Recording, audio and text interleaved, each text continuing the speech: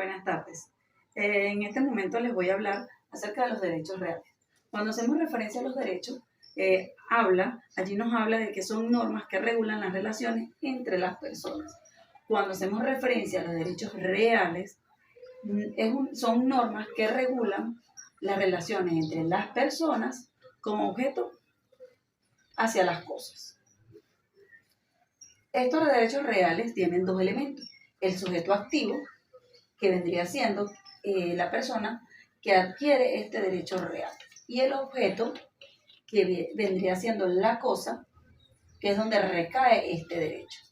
El sujeto pasivo es la comunidad y la sociedad, que debe respetar y tiene obligación de respetar el derecho real que adquiere el sujeto activo. Entonces, el derecho real regula estas dos relaciones: la relación entre el sujeto activo y el sujeto pasivo.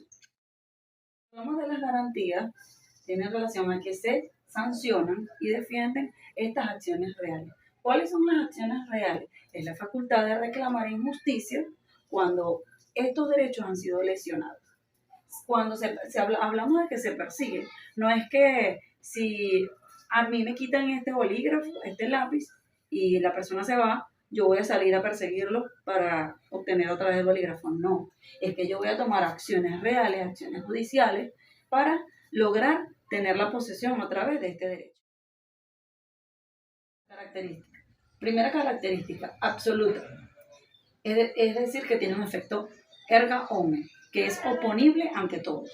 Es transmitible por enajenación, a través de la prescripción adquisitiva, función económica, y no se extingue por el no uso. Cuando hablamos de que no se extingue por el no uso, esto me habla de que no se va a extinguir porque el derecho yo se lo transfiera a otra persona, porque el derecho sigue existiendo.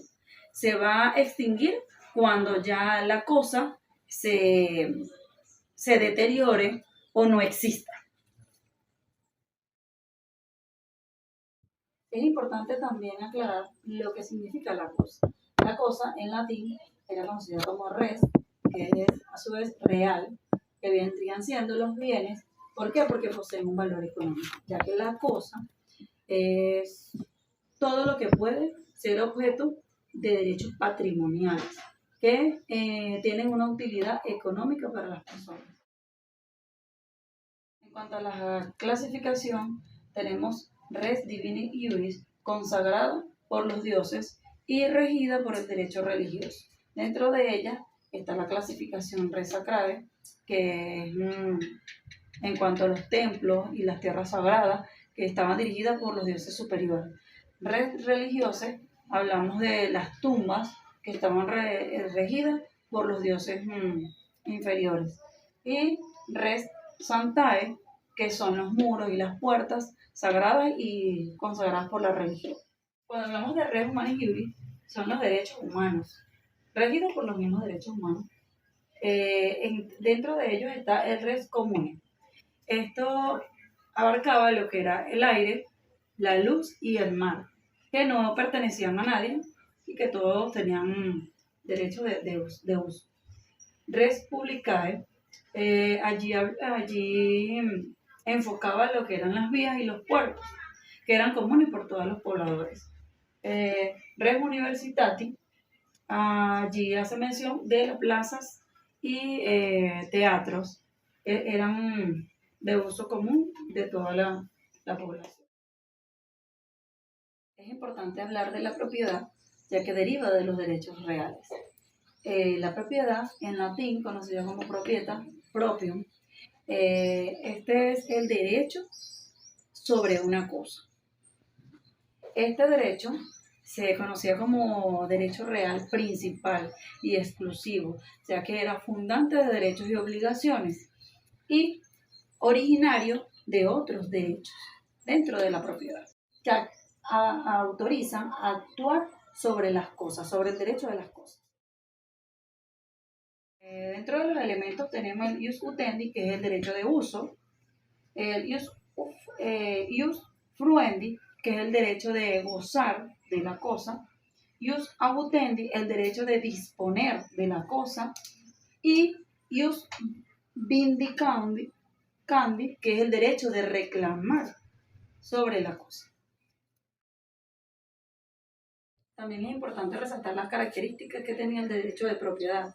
Era absoluta, exclusiva, autónoma y absorbente. También tenemos las clases.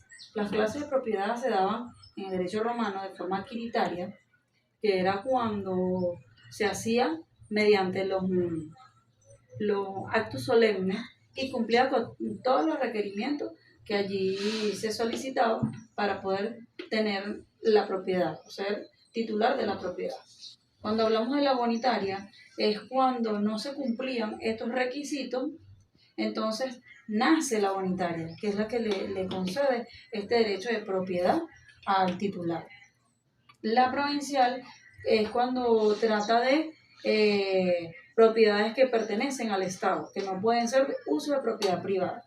Y la peregrina era la propiedad de los peregrinos que eran resguardadas por esta clase de derecho.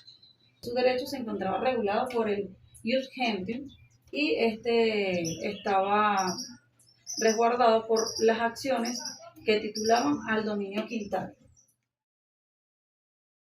La posesión es un poder material que se ejerce sobre una cosa con la pretensión de tenerla como propia. La naturaleza de la posesión. Civil señala que la posesión es un hecho porque se fundamenta en circunstancias materiales, pero sus consecuencias jurídicas participan de la naturaleza de un derecho, entrando así en el dominio del derecho. Las características están corpus y animus. Corpus es la tenencia corporal de la cosa y animus es la intención de permanecer en relación de dominio sobre la cosa.